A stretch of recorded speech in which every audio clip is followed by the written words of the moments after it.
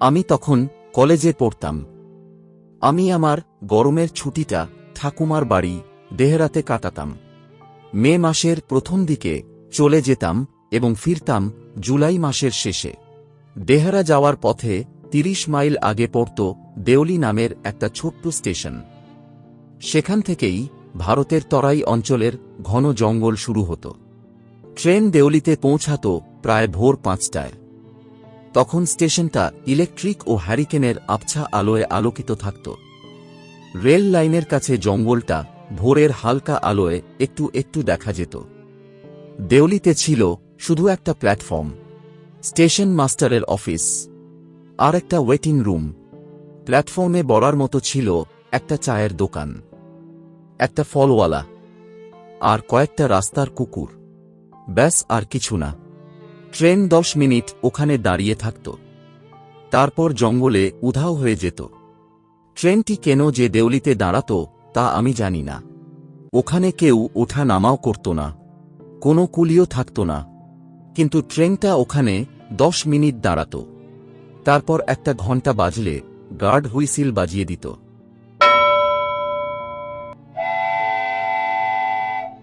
আর ট্রেনটা দেওলির কথা ভুলে তাকে পেছনে ফেলে রেখে চলে যেত। আমার দেওলি স্টেশনটাকে জানার খুব ইচ্ছা ছিল। আসলে আমার এই নির্জন স্টেশনটাকে দেখে খুবই মায়া লাগত। তাই আমি ঠিক করেছিলাম যে দেওলিকে খুশি করতে একটা গোটা দিন ওখানেই কাটাব। আমি তখন ১৮ বছরের। সেদিনও আমি যাচ্ছিলাম ঠাকুমার কাছে। সেই রাতে ট্রেন নিয়মমাফিক দেওলিতে দাঁড়াল। একটি কম বয়সী মেয়ে ঝুড়ি বিক্রি করতে প্ল্যাটফর্মে এলো। তার পরনের পোশাকটা ছিল খুবই পুরনো, পায়ে কোনো জুতোও ছিল না। সময়টা ছিল শীতকাল। মেয়েটার গায়ে একটা চাদর জড়ানো ছিল। সে আমার জানালার কাছে এসে থেমে গেল। ও বুঝতে পেরেছিল আমি ওকে মনোযোগ দিয়ে দেখছি, কিন্তু প্রথমে সেটা সে আমাকে বুঝতে দিতে চাইছিল না। ওর গায়ের রং ছিল ফ্যাকাশে। তার একরাশ ঝকঝকে কালো চুল আমাকে মুগ্ধ করেছিল। তার কালো দুটো চোখ কি যেন খুঁজে চলেছে। কিছুক্ষণ আমরা এইভাবেই একে অপরের দিকে তাকিয়ে দাঁড়িয়ে থাকলাম। আমরা কেউই কোনো কথা বললাম না। মেয়েটি তারপর সেখান থেকে চলে গেল। তখন আমি প্ল্যাটফর্মে নেমে চায়ের দোকানে গেলাম। চায়ের দোকানে কেটলিতে চা ফুটছিল। দোকানে তখন কেউ ছিল না, কারণ দোকানদার ট্রেনের কামরায় চা বিক্রি করতে ব্যস্ত ছিল। গরম গরম চায় ले लो, চায় চায় গরম চায়। আমি লক্ষ্য করলাম মেয়েটা আমাকে অনুসরণ করে দোকানের সামনে এলো। অবশেষে সে আমাকে জিজ্ঞেস করল, একটা ঝুড়ি নেবেন? এগুলো খুব ভালো বেত দিয়ে তৈরি। আমার কোনো ঝুড়ি লাগবে না। সত্যি একটা লাগবে না তো? আচ্ছা ঠিক আছে, একটা দাও তাহলে। এটা বলে আমি একদম ওপরের ঝুড়িটা তুলে নিলাম। তারপর ওকে একটা টাকা দিলাম। সেটা তাকে এমনভাবে দিলাম যাতে তার হাতটা ছুঁয়ে না ফেলি। ঠিক তখনই ট্রেনের বাঁশি বাজল। আমি দৌড়ে ট্রেনে উঠে পড়লাম। সঙ্গে সঙ্গে ট্রেন ছেড়ে দিল। আমার ট্রেন প্ল্যাটফর্ম ছেড়ে যাচ্ছিল। ও একই জায়গায় দাঁড়িয়ে রইল। যতক্ষণ দেখা যায় আমরা একে অপরের দিকে তাকিয়েই রইলাম। তারপর ট্রেনটি জঙ্গলে ঢুকে গেল। বাকি সময়টা আমি জেগে বসে রইলাম। মেয়েটার মুখ আর ওই কালো চোখ দুটো কোনোভাবেই ভুলতে পারছিলাম না।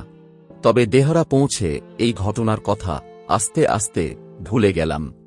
২ মাস পরে ফেরার সময়ে আবার তার কথা মনে পড়ল। ট্রেন স্টেশনে ঢুকতে না ঢুকতেই আমি তাকে খোঁজার কথা ভাবলাম। একটা অজানা রোমাঞ্চ অনুভব করলাম তাকে দেখতে পেয়ে। তাকে দেখে আমি হাত নাড়াতে শুরু করলাম। দুজনেই খুব খুশি হলাম। মনে হলো যেন দুই পুরনো বন্ধুর বহুদিন পর আবার দেখা হয়েছে। সে ঝুড়ি বিক্রি না করে দাঁড়িয়ে রইল। তার কালো চোখ দুটো জ্বলজ্বল করে উঠল। আমরা দুজনে কোনো কথা না বলেও যেন অনেক কিছু বলে ফেললাম। আমার খুব ইচ্ছে হচ্ছিল ওকে ট্রেনে তুলে আমার সঙ্গে নিয়ে যাই। ওকে দেওলিতে ফেলে রেখে যাওয়ার কথা ভাবতেই পারছিলাম না।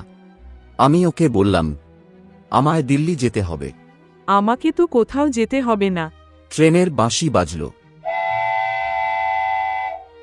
ট্রেনের গার্ডের ওপর অত্যন্ত রাগ হল।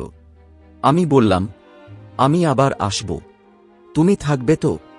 হ্যাঁ, থাকব। এটা শোনার পর আমি ছুটে গিয়ে ট্রেনে উঠে পড়লাম। সে একই জায়গায় দাঁড়িয়ে রইল।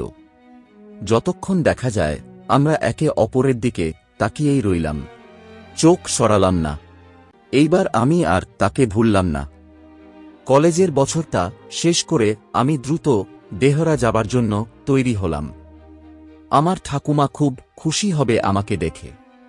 ট্রেনটা যখন দেওলিতে ঢুকছে আমি খুব চিন্তায় ছিলাম, কারণ মেয়েটাকে কি বলবো, কি করব কিছুই তো জানি না। ভাবতে লাগলাম কি করে আমার মনের কথাগুলো তাকে জানাবো। ট্রেনটা দেওলিতে দাঁড়ালো। আমি প্ল্যাটফর্মে নামলাম, কিন্তু মেয়েটা আর সেখানে ছিল না। খুব হতাশ হয়ে পড়লাম। কিছু একটা করতে হবে ভেবে স্টেশন মাস্টারের কাছে গেলাম। যে মেয়েটা এখানে ঝুড়ি বিক্রি করত তাকে আপনি চেনেন কি? না, চিনি না। আর আপনি তাড়াতাড়ি ট্রেনে উঠুন, যদি না চান ট্রেন আপনাকে ছেড়ে চলে যাক। কিন্তু আমি প্ল্যাটফর্মের এদিক থেকে ওদিক দেখতে লাগলাম, কিন্তু তাকে আর দেখতে পাওয়া গেল না। ট্রেন স্টেশন ছেড়ে যাচ্ছিল। তাই আমাকে দৌড়ে উঠতে হল। জানলার সামনে বসে শুধু তার সম্পর্কেই ভাবতে লাগলাম। সেবারে দেহরাতে গিয়ে আমার মনটা খুব অস্থির লাগছিল। শুধুই মনে হচ্ছিল কখন গিয়ে দেওলির স্টেশন মাস্টারকে আরও কিছু প্রশ্ন করতে পারি সেই মেয়েটির সম্পর্কে। আমি মাত্র 2 সপ্তাহ থেকেই রওনা দিলাম বাড়ির দিকে। এত তাড়াতাড়ি বাড়ি ফেরাতে ঠাকুমা খুব একটা খুশি হলেন না। দেওলিতে গিয়ে দেখি পুরনো স্টেশন মাস্টার পরিবর্তন হয়ে গেছেন, আর তার জায়গায় একজন নতুন স্টেশন মাস্টার এসেছেন। তিনি মেয়েটি সম্পর্কে কিছুই জানতেন না। তাই কিছু না বুঝতে পেরে চায়ের দোকানের মালিকটাকে জিজ্ঞেস করলাম। সে বলল, हाँ, मुझे याद है, एक लड़की तो थी। कई दिन हो गए हैं, लेकिन वो अब यहाँ नहीं आती। এখন সে এখানে আর কেন আসে না? मैं कैसे जानूं वो मेरा कौन है? আবার ট্রেন ধরার জন্য ছুটতে লাগলাম। সেদিন ঠিক করলাম এই দেওলিতে এসে একটা সম্পূর্ণ দিন কাটাবো। খোঁজ করব সেই মেয়েটার যে তার গভীর চোখ দুটো দিয়ে আমার মনটা কেড়ে নিয়েছে। এই চিন্তা নিয়ে কলেজ শেষ করলাম। আবার দেহরা যাওয়ার পথে দেওলি প্ল্যাটফর্মে মেয়েটিকে খুঁজতে লাগলাম। জানতাম পাব না, তবুও আশা করছিলাম যদি তাকে একটি বার অন্তত দেখতে পাই।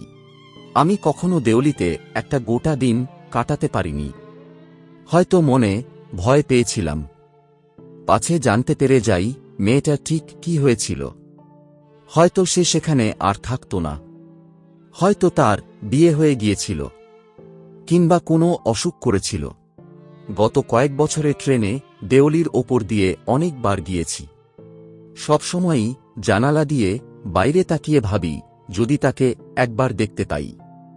তবে আমি আর কখনো দেওলিতে নেমে তার খোঁজ করব না। তার থেকে আমি তাকে স্বপ্নে দেখব আর ভাবব যদি কখনো আবার তাকে ঝুড়ি হাতে পাই। শুধু যতবার পারব দেওলির ওপর দিয়ে যাব আর আসব। পাওয়ার মধ্যে সেই আনন্দ নেই যা তাকে পাওয়ার অপেক্ষায় আছে। অপেক্ষার প্রতিটি মুহূর্তে অন্তরে এক অদেখা ঝংকার বেজে ওঠে।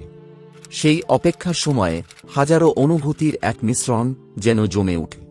একদিকে আশা, অন্যদিকে শঙ্কা, আবার কখনো খুশির অদৃশ্য আঁচ।